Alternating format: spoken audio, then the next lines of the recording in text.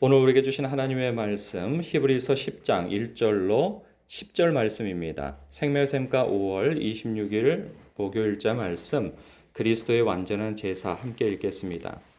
율법은 장차 올 좋은 일의 그림자일 뿐이요 참 형상이 아니므로 해마다 늘 드리는 같은 제사로는 나아오는 자들을 언제나 온전하게 할 수 없느니라.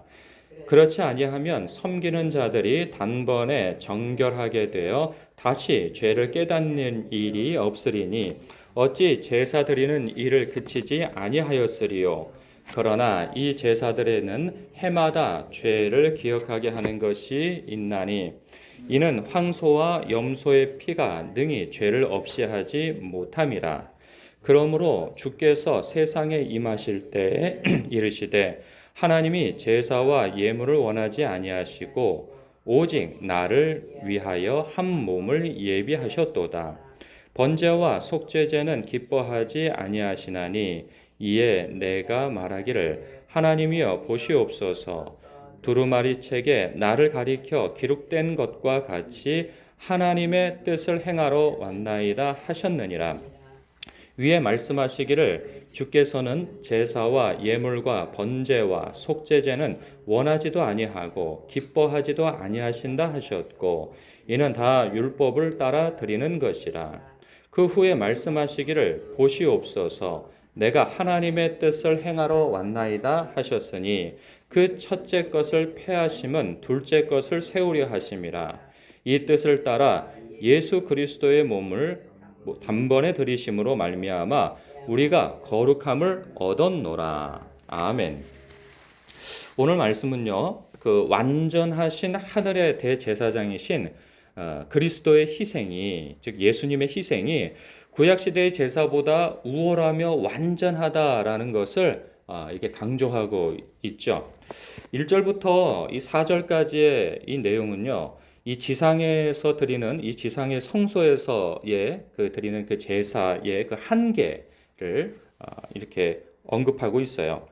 그러니까 1절부터 보면 율법은 장차 올 좋은 일의 그림자일 뿐이라는 거죠. 그리고 참 형상이 아니므로 하면서 그러니까 장차 올 좋은 일, 은혜의 법, 즉 예수 그리스도를 통하여서 속죄를 이루는 단번에 드리는 완전한 제사, 이 좋은 일의 그림자라는 그 말씀을 하고 있어요. 그리고 언제나 온전하게 할 수 없는 제사라라고 그 한계를 또 언급하고 있죠. 그래서 4절에 보면 이는 황소와 염소의 피가 능히 죄를 없이 하지 못하는 까닭에 매해 그리고 매일 제사를 드리는 그런 한계성이 있다는 거예요. 그래서 그런 한계를 극복하기 위하여서 하나님께서 그 시편에 예언을 해 두셨다는 거예요. 장차 당신의 아들을 오게 하셔서 그 단번에 드릴 그 제사를 위해 오게 하실 것이다라는 그 다윗의 시편 그 40편의 일부 말씀을 인용하여서 그 예언의 말씀을 언급하고 있죠. 그래서 5절부터 보면 그러므로 주께서 세상에 임하실 때에 이르시되 그러니까 이제 5절부터 7절 말씀은 그 시편 40편에 있는 내용을 예수님께서 말씀하신 것으로 이렇게 각색을 해서 이렇게 표현을 하죠. 하나님이 제사와 예물을 원하지 아니하시고 오직 나를 위하여 한 몸을 예비하셨도다. 번제와 속죄제는 기뻐하지 아니하시나니 이에 내가 말하기를 하나님이여 보시옵소서. 두루마리 책에 나를 가리켜 기록된 것과 같이 하나님의 뜻을 행하러 왔나이다 하셨다는 거죠. 그 예언의 말씀을 통하여서. 그럼 여기에서 6절에 보면 번제와 속죄제는 기뻐하지 아니하신다는 거예요. 하나님께서. 이게 무슨 의미일까? 사실 율법도 하나님께서 주신 것이고 번제와 속죄제를 행하는 것도 하나님께서 하라 해서 이스라엘 백성들이 해왔던 거라 말이죠. 그러면 이거 하나님께서 기뻐하시지 않는다는 것을 왜 하느냐? 이런 의문이 들 수 있어요. 이것은 하나님께서 기뻐하시지 않는다는 것이 아니라 하지 말라는 것이 아니라 그러니까 이것은 아까 처음에 1절에 언급한 것처럼 더 좋은 것이 장차 올 더 좋은 것에 대한 그림자로서 주신 거라는 거죠. 그래서 완전한 것이 올 때에는 이 그림자는 사라져야 할 그러한 존재로서의 기뻐하지 않으신다 하는 의미가 하나 있는 것이고, 또 하나는 무엇이냐면 반복되어지는 그 제사를 이스라엘 백성이 역사적으로 보면 마음도 없고 그리고 순종도 없는 것 때문에 하나님께서 그 종교적 태도를 하나님께서 기뻐하시지 않는다라는 의미에서도 그런 말씀을 하셨던 것이죠. 왜냐하면 하나님을 마음과 뜻과 생명을 다해서 주 하나님을 사랑하는 마음에서 제사를 드리거나, 그리고 그 말씀을 율법에 따른 순종도 행하지 아니하면서 늘 와가지고 습관적으로 그 제사를 드리고, 그래서 나는 경건하다, 거룩하다 하는 것으로 여기니 내가 언제 너희들을 그렇게 제사를 드리라 하였느냐? 너희들이 그렇게 성전에 와서 제사 드리고 스스로 거룩하고 온전하다 여기며 말씀에 순종 없이 늘 죄만 짓고 사는 것에 대해서 내가 신물이 났다. 이제 그런 말씀들이 자주 있었단 말이죠. 그런 의미에서 기뻐하시지 않는다 하는 의미로서 말씀입니다. 그래서 5절부터 7절까지 이 예언의 말씀을 언급하고 8절부터 9절까지는 그 내용을 해설을 해주는 거죠. 그래서 위에 말씀하시기를 주께서는 8절이에요. 주께서는 제사와 예물을 번제와 속죄제는 원하지도 아니하시고 기뻐하지도 아니하신다고 하셨고 이는 다 율법을 따라 드리는 것이라. 그 후에 9절 말씀하시기를 보시옵소서 내가 하나님의 뜻을 행하러 왔나이다 하셨으니 그 첫째 것을 폐하시면 둘째 것을 세우려 하심이라. 그러니까 예수님께서 이제 오셨고 하나님의 뜻을 행하셨다는 거죠. 종종 이단들이요 이런 얘기를 하는 경우가 있어요. 왜 여호와 하나님을 믿어야지 왜 아들을 믿느냐 이거죠. 그러니까 그런 생각은 어디서 나오냐 하면 서열을 두고 생각하는 거예요. 아니 하나님이 더 높지 아들이 더 높냐? 믿으려면 하나님을 믿어야지 왜 아들을 믿느냐? 이제 이러한 것으로 공격하는 경우가 많아요. 그런데 오늘 말씀이 뭐라고 합니까? 하나님의 뜻을 행하러 왔다는 거예요.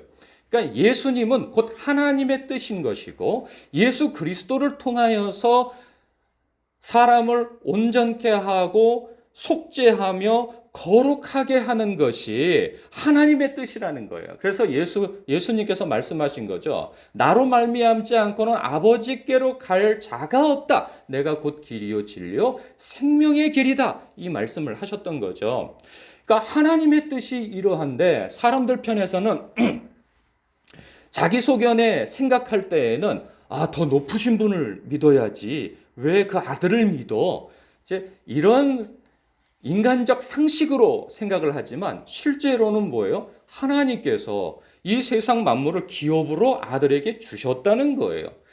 그리고 서열에 따라가 아니라 하나님의 뜻에 따라 아들이 이 모든 일의 상속자로서 이제는 모든 사람들은 예수 그리스도를 통하여서 아버지께로 갈 수 있다 하는 유일한 길을 제시하셨는데 그 하나님의 뜻을 인정하지 않고 거슬러서 나는 하나님께 직접 갈 거야. 하나님께서 받으십니까?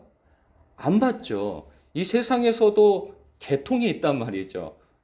근데 그 계통을 다 무시하고 단번에 회장님을 만나겠다고 고집한다면 누가 만나줍니까? 안 만나주죠. 마치 그런 것처럼 하나님의 뜻을 거스르고 하나님을 경외하겠다고 하는 것은 옳지 않은 것이죠. 그래서 10절에 예수님께서는 이 뜻을 따라 예수 그리스도의 몸을 단번에 들이심으로 말미암아 우리를 거룩하게 하였다는 거죠. 그래서 우리가 거룩함을 얻은 거예요. 우리가 이것을 인정할 필요가 있어요. 우리가 보면 이 세상 종교와 우리 기독교가 다른 것이 무엇이냐면 세상 종교는 자기가 도를 닦아서 어떤 고급한 위치에 올라가야 돼요. 자기가 어떤 그 치성을 드리고 공덕을 쌓아서 어떤 고급한 위치에 올라가야 하는 거죠. 그것이 평생 동안 노력을 하든 뭘 하든 간에 어떤 수준을 자기가 노력하여서 쌓아 올리는 것이 세상의 종교입니다. 그런데 기독교는 달라요. 기독교는 시작부터 거룩해지는 거예요. 시작부터 그 위치가 고급한 위치를 인정받고 시작하는 거예요. 그러니까 예수를 믿음으로 말미암아 거룩해지는 거죠. 우리는. 세상은 그렇지 않아요? 세상은 믿음으로 말미암아 거룩해진다는 그런 개념이 없습니다. 자신이 돌을 닦아서 거룩해지는 거죠. 고급한 위치를 가는 거예요. 그러나 우리의 신앙은 그렇지 않아요. 믿음으로 말미암아 단번에 우리의 신분은 하나님의 백성이요 자녀로 예수님의 형제로 부름받게 되어지는 거예요. 그리고 우리는 거룩하다 인침을 받는 거예요. 그래서 하나님께 나아갈 수 있는 그러한 특권이 열리는 것이죠. 하나님은 거룩하지 않는 자와 함께 하시지 않습니다. 그런데 우리는 예수 그리스도로 옷을 입혀서 단번에 주님 앞에 나아갈 수 있는 특권이 열린 것이죠. 이것을 인정해야 돼요. 근데 왜 인정이 안 될까요? 우리는 신분은 단번에 변화되어졌지만 뭐라 해야 돼? 실력이라고 해야 되나요? 그 수준이죠. 그 수준은 아직 거룩한 모습이 나타나지 않거든요. 왕의 자녀로서 거룩한 그러한 어떤 수준? 그 수준에는 미치지 못했어요. 신분은 거룩하고 하나님의 자녀로 부름받았는데 거기에서 오는 괴리감이 있단 말이에요. 그래서 우리는 자기 스스로를 신분을 인정하지 않고 어떤 수준이라고 하는 것이 낮기 때문에 이제는 그 신분에 걸맞는 수준을 채워나가는 과정 속에서 주님과 교제하고 하나님의 말씀의 통치를 따르며 성령을 의지하며 기쁨과 즐거움으로 우리가 주님과 동행하는 가운데 우리의 수준을 성장시켜 나가야 되는데 그것을 인정하지 않고 나는 아직 거룩하지 않아. 나는 아직 죄인이야 하면서 내가 나의 구원을 확보하기 위하여서 나는 또 선행을 해야 돼. 나는 종교적 어떤 열심을 내야 돼. 선행도 해야 되고 종교적 열심도 내야 하지만 그것은 순서가 뒤바뀐 것이죠. 우리가 고급한 위치로 가기 위하여서 선행도 하고 어떤 신앙적 열심을 내는 것이 아니란 말이죠. 우리는 이미 더 이상 올라갈 수 없는 그러한 신분을 인정받게 되어진 거예요. 거룩한 하나님의 자녀로서 말이죠. 이제는 그 왕의 자녀로서 합당한 그러한 수준을 갖춰 나가기 위하여서 우리는 공부도 하는 것이고 신앙적 열심도 내는 것이고 그리고 하나님의 자녀답게 사랑으로 행하는 그러한 선행도 있는 것이죠. 우리가 그것을 헷갈리면 안 될 것입니다. 저와 여러분은 거룩하다.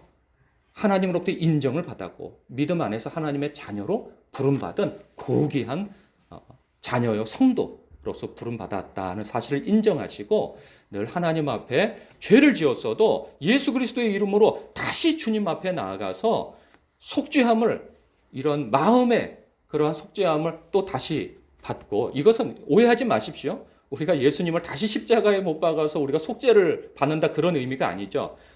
우리가 마음이 거룩하지 못하면 하나님 앞에 나가질 못하니까 그 마음을 새롭게 하기 위하여서 나가는 것이죠.